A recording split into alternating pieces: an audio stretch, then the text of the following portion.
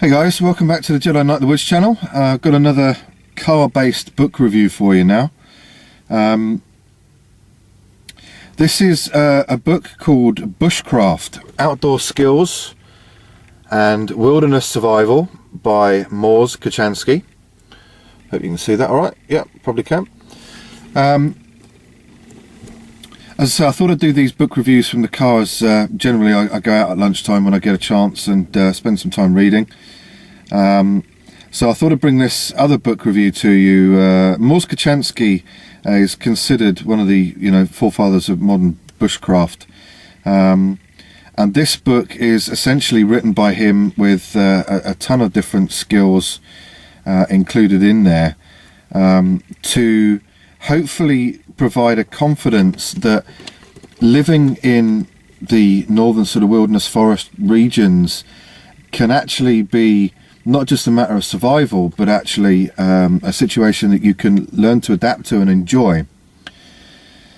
The price on the back is $16.95 US. I think I paid something like £6.50 English sterling from Amazon, free shipping included. And I've got to say, great book, really enjoyed reading it cover to cover. There are a couple of shortfalls in here that I'll highlight, but overall I think for a book to start off reading if you're fairly new to bushcraft or wilderness living, should we call it, I think it's a really useful book. It's another one of those that I like that looks to simplicity and using sort of simple methods rather than complicating things to ensure your comfort out there in the outdoors, wilderness. What I mean by that is it doesn't go into a massive amount of details about 900 different fires that you can make for different purposes, this, that and the other. It says that there are 3 basic fundamental fires that will cater for all your needs. It doesn't go into having expensively made all bells and whistles, different types of knives, for example, that I know people are really interested in. It's about using a simple Mora knife to achieve different things that you want to achieve from a knife. It goes into the tools for the outdoors, like axes, safe use of axes and saws. One thing I thought was lacking in here was enough around things like water purification. Maybe that's just me, I don't know, but it didn't go into a great deal on that, which I think was one of the shortfalls, if I remember right. But all in all, let's go through the contents first of all. Breaking down into chapters. First chapter is around firecraft, and that lasts for about 50 odd pages. Let's try and give you a bit more of a close-up on the contents list. I don't know if you can see that, how well you can see that. It's pretty small writing, so we'll go through them anyway. Fire lighting, ignition, establishment, applications for fire, maintenance and moderation, choosing a safe fire site, methods of suspending pots, and outdoors cooking. I think maybe you could have put something around water purification in there. Chapter 2 around axe craft, the bush axe and tree felling. That was one thing I like particularly around, it's not just about going and getting your axe and here's a big axe and here's a small axe. It's about how to use that axe safely and effectively, which you don't see a great deal of time or pages dedicated to in other books. Knife craft, there's a fair amount on the bush knife and its applications. Sawcraft, using the saw and the axe as 2 different tools that can achieve a hell of a lot. Bindcraft, one of the things as bushcrafters, to use a loose term, we talk about taking gear out with us that can preserve and keep those calories, those all important calories, And one of the things we often talk about is having cordage, because it's very difficult to make while you're out there, or takes a long time and a lot of effort and lots of resources. But this does go into cordage, so at least if you're in a position where you need to make cordage, it does give you a little bit of an insight into how to do that. Sheltercraft and the shelter concepts, you know, a lot of the books that you'll go into will talk about different types of shelters and why.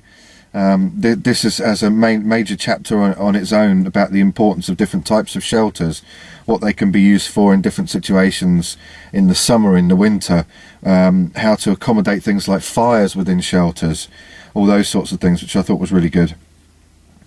The next couple of chapters, and again what sets this book apart for me, was the amount of information that it goes into on the actual resources. It's not just about putting a kit together, grab this axe, that knife, learn how to make this type of fire, but when you're actually out there, it tells you about the birches, for example. There's a couple of 20 odd pages on the birches, paper birch, the alders. Then going on to chapter 8 around the conifers, the different spruces, tamarack, pines, firs, and all of their uses as well. Then following on to the willows, the poplars, aspens, then on to shrubs, chapter 10.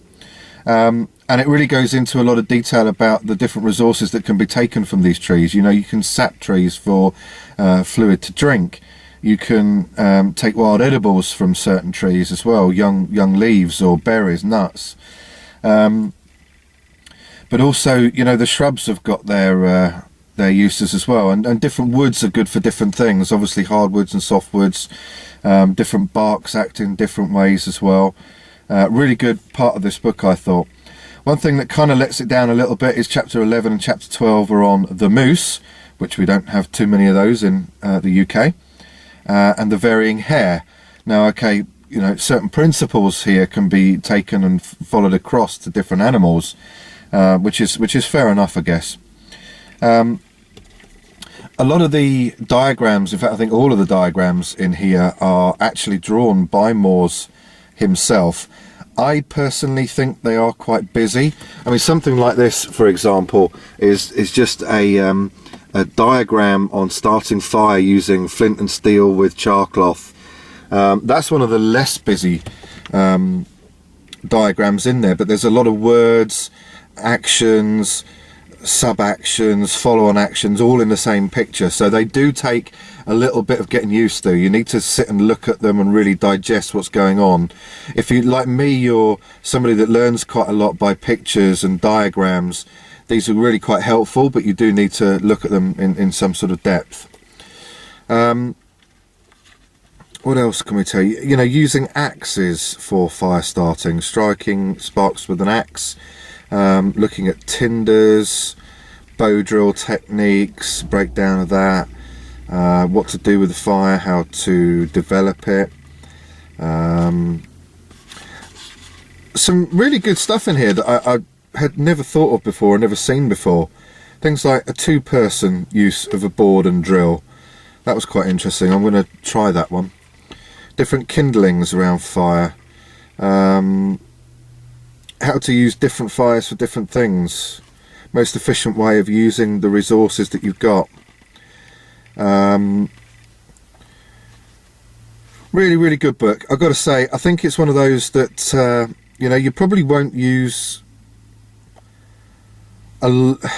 you won't use some of the stuff in here. There's absolutely no doubt about it. I mean, for my mind, if you're in a position where you need to learn this stuff, I don't know, maybe over a period of time it could be useful to do it, but different suspension methods for suspending pots over fires. Personally, I think a lot of it could be simplified. That's no disrespect to the forefather of modern bushcraft at all. Just, you know, personally for me, I think I'd prefer to just stick to some of the more simple methods of cooking over a fire than having, you know, 20 different notches on a stick. You know, a lot of the safety aspects of this book around knife and axe and saw usage are superb, I've got to say. So all in all, really good book. For the £7 odd that I spent on it, I think it's really useful. Definitely one that I'll keep hold of ultimately. I think what I might do is, I think this is a book that I might end up putting into my subscriber giveaway once I get to a certain milestone, because I think it'd be a really good grounding for people that you know, maybe want to add to skills that they've already got. And I definitely think that this is a book that has got things to add to anybody's portfolio, however experienced you are out in the woods or the wilderness. I think there are things in here that you can learn, and any resource that enables you to learn even just one thing, I think is useful. And at the end of the day, for £6, how much would it cost you to go on a course? A lot more than £6. You know, really useful things like tying knots for netting, for carrying purposes, all those sorts of things. Really good book, guys. £7. Hope that's been a good sort of review for me, or an overview of what to expect from the book. I would definitely suggest it for £6. Go out and find yourself one. And thanks very much for watching. Hopefully I'll see you soon with another video, and maybe another book video as well.